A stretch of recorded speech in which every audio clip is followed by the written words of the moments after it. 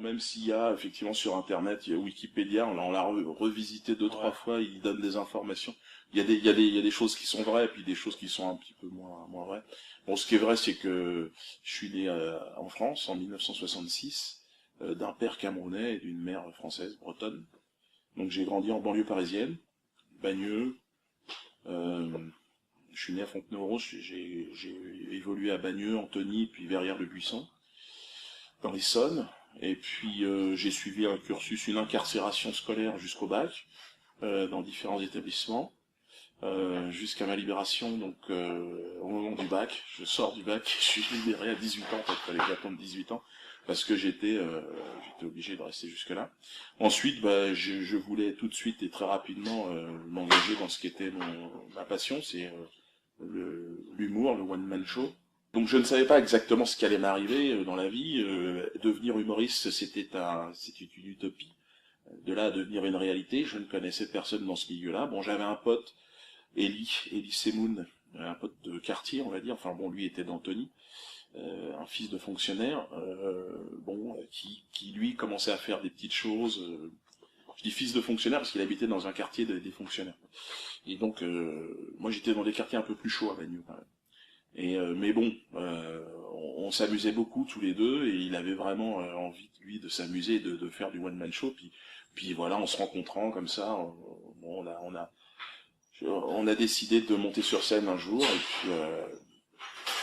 et puis ma foi, ben, ça a fonctionné et puis je suis devenu avec lui un humoriste.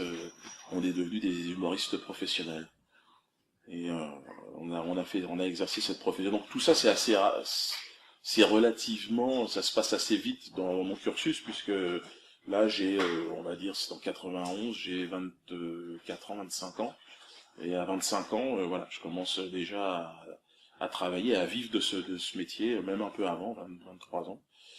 Et puis c'est parti. Donc au bout de 7 ans, on se sépare avec Ellie. Ellie part, lui, aux États-Unis pour tourner des films. Et puis moi je reste ici et j'adapte un spectacle que j'avais écrit pour deux, pour le faire seul. Ça va s'appeler Dieudonné tout seul. Et puis là c'est parti jusqu'à aujourd'hui en fait. Je suis euh, je suis un humoriste qui fait du one man show et je dois dire que euh, j'en suis à mon 12e spectacle, donc ce qui représente quand même pas mal de spectacles au regard des autres humoristes. J'ai fait un peu de cinéma, mais je me suis toujours concentré sur le one man show. Ça a toujours été ma priorité. Alors bon, de toute façon, le cinéma aujourd'hui m'invite beaucoup moins, mais je n'ai pas envie non plus d'en faire. Quand je vois des amis comme des gens que j'aime bien, des gens que j'ai appréciés, comme Poulvord, comme qui vient aussi du one man show, comme Dupontel, je trouve que le cinéma abîme, le cinéma. Je sais pas, bon, il y en a qui s'en sortent, Dupontel par exemple fait partie de ceux qui s'en sortent, mais encore, je trouve qu'ils perdent un peu d'éclat. Il y a Dujardin aussi, qui était dans l'humour, dans le one man. Bon, tous ces gens-là, en fait, qui passent au cinéma, de blues évidemment, sont bourgeoises un peu, et donc je ne regrette pas en fait d'avoir été et à la fois dans l'adversité et dans le one man show. C'est-à-dire je joue plus de 250 spectacles par an. Je suis comme un laboureur dans ce métier, euh, mais je sens que c'est un métier. Avant de le maîtriser, il faut vraiment mouiller la chemise, quoi. Il faut du temps. Donc voilà mon parcours.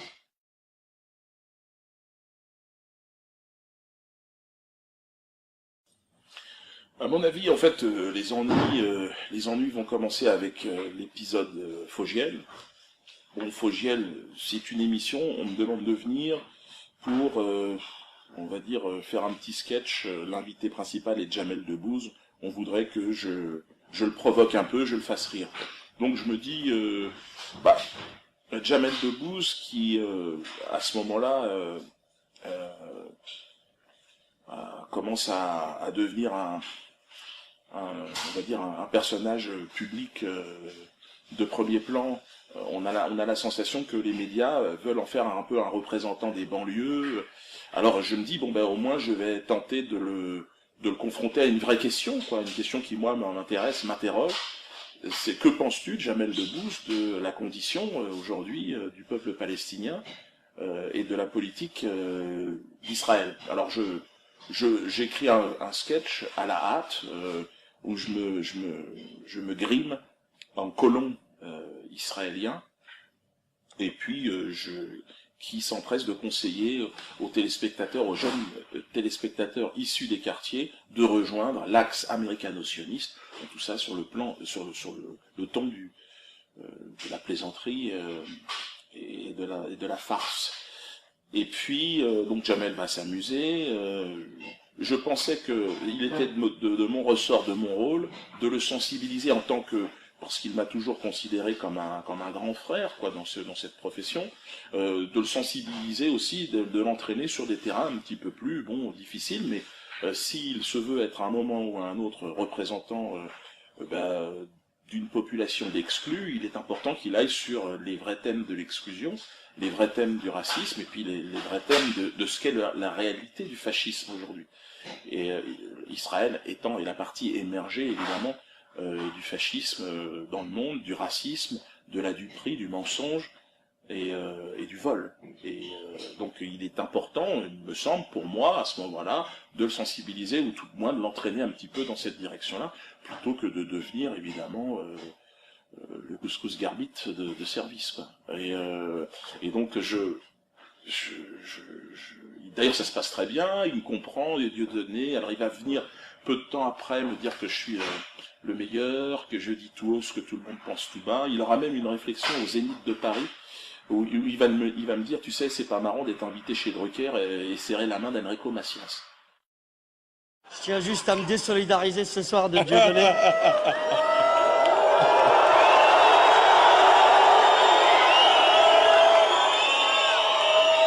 Ah ouais? C'est pas vous qui avez été obligé de faire Drucker avec Enrico Macias. C'est pour ça, vous êtes plein de cul.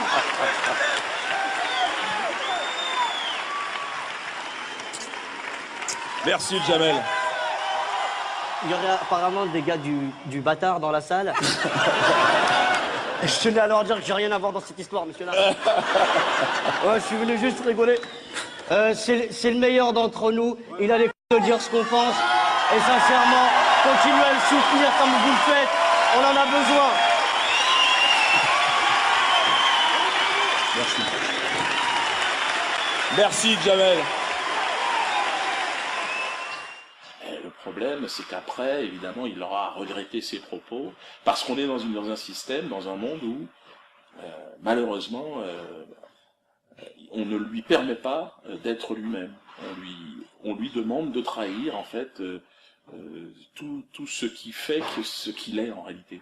Et c'est cette émission chez comment s'appelle-t-il non, j'ai déjà oublié son Ardisson.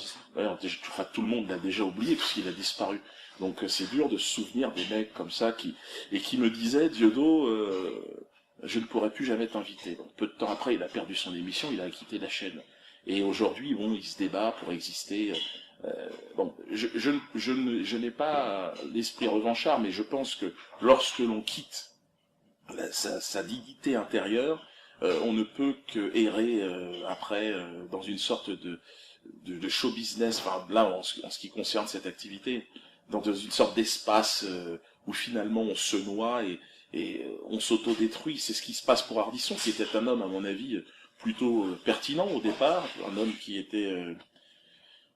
avait des convictions, un homme qui avait des lectures, qui pouvait se permettre avec un cynisme d'aborder certaines questions tout en incarnant quand même un vrai point de vue. Et puis je pense avoir été certainement l'artiste charnière pour lui, le moment où il se retourne, et le moment un peu comme une chaussette qu'on tournerait dans l'autre sens comme ça pour apparaître avec une nouvelle peau. Mais ça n'a trompé personne, c'est-à-dire qu'il a été renvoyé, il n'a pas pu faire du cinéma comme il voulait le faire, un petit peu, mais très peu, enfin bon, tout ce qu'on lui avait promis, évidemment, il ne l'a pas obtenu, et il est devenu ce que beaucoup de gens qui trahissent leur propre intégrité, leur propre point de vue, deviennent. Alors on parle de la Jamel Debbouze, on parle de d'Ardisson, pas de Forisson, c'est encore c'est une autre étape, Forisson. Mais bon voilà, moi je me suis intéressé après voilà aux gens qui pensaient, qui avaient des points de vue qui n'étaient pas forcément des points de vue qui étaient dans la norme et qui provoquaient une vraie réflexion. Après il y a eu Forisson, bien évidemment, voilà une personne qui lui n'a jamais cherché à plaire. Et il a toujours affirmé, il a un point de vue, une idée. Et moi, ce qui est étonnant sur Forisson, par exemple, je l'ai rencontré, alors moi, je sais pas, c'était pas la question, mais on parlait des médias, donc on va y aller dans l'ordre. Donc voilà, sur ce qui est des médias et sur ce qui est du début, en fait, de la polémique, c'est l'affaire Fogiel. Bon, je sais pas si j'ai été très clair, mais ça a été effectivement, sur mon parcours, hein, une période, un moment, un tournant. Mais ce n'est pas moi, en fait, c'est un tournant que j'aurais pris naturellement. Pour moi, lorsqu'on emprunte un chemin, c'est pas parce qu'il y a un virage qu'on change de direction. C'est-à-dire, c'est le chemin qui est comme ça. Voilà, on ne traverse pas une montagne de face. Donc, il faut forcément suivre le chemin. Et moi, mon sentier, le sentier lumineux, comme je l'appelle, c'est celui qui est le parcours logique, naturel, et qui est je n'ai pas la sensation de m'être trahi. Je me suis peut-être trompé sur mon parcours, j'ai peut-être commis, je ne me suis pas toujours fait comprendre, mais ce qui est certain, c'est que j'ai toujours été en phase avec moi-même, ouais, profondément.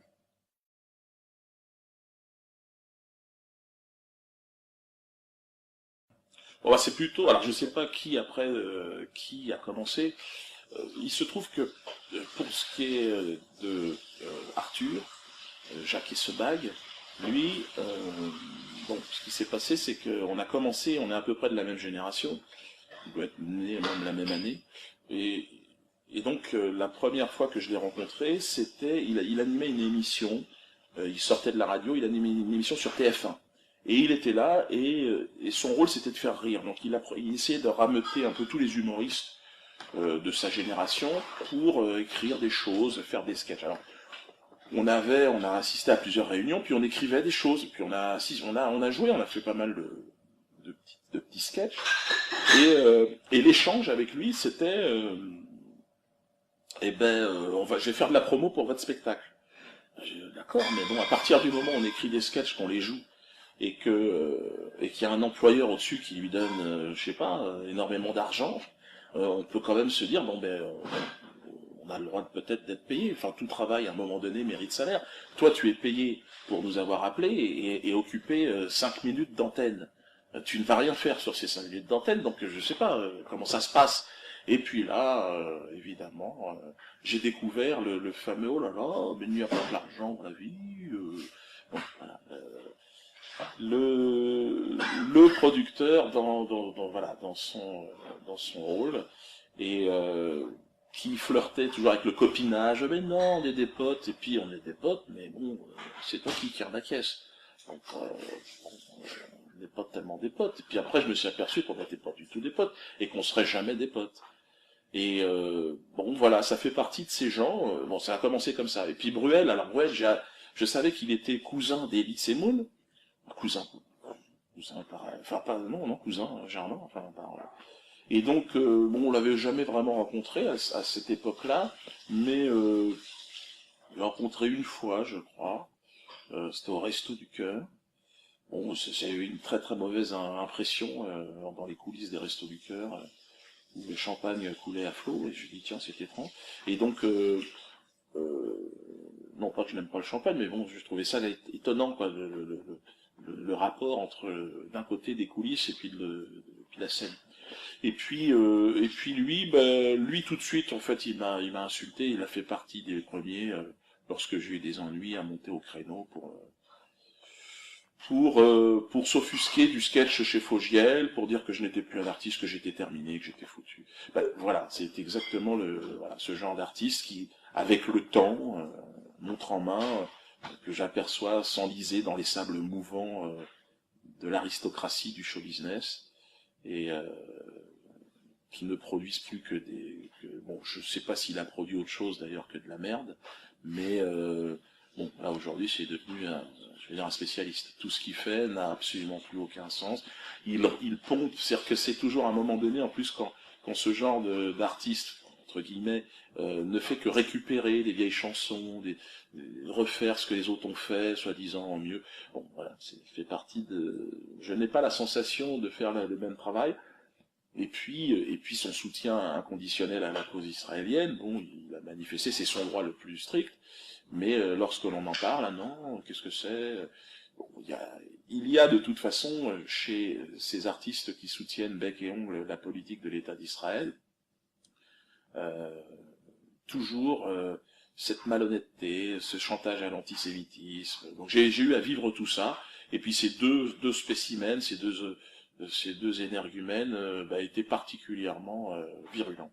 Donc je leur ai répondu toujours. Dès que j'ai eu l'occasion et un espace pour le faire, je leur ai répondu. Et je serais très ouvert d'ailleurs à un entretien avec eux. Mais bon, bien évidemment, ils font partie de ces gens qui parlent dans le dos, mais jamais en face. Arthur, s'il veut venir s'exprimer face à moi, il n'y aurait évidemment aucun problème.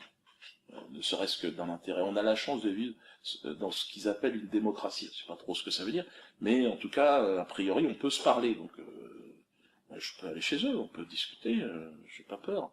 Mais ils ont peur de moi. Alors ils ont peur, je sais pas pourquoi, je sais pas.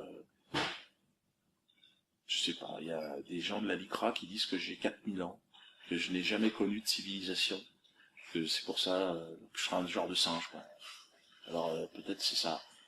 Mais peut-être que je suis un singe, mais si je suis un singe, je n'ai pas conscience de l'être. Donc peut-être que c'est pour ça qu'ils ne veulent pas me parler. Enfin, en tout cas, moi je pense que parler de ces deux années, bon, ils sont richissimes, mais leur argent, ils l'ont volé quelque part. Enfin, je ne suis pas en train de les accuser de vol direct, mais ils ont dupé, ils ont volé on va dire les spectateurs, et je pense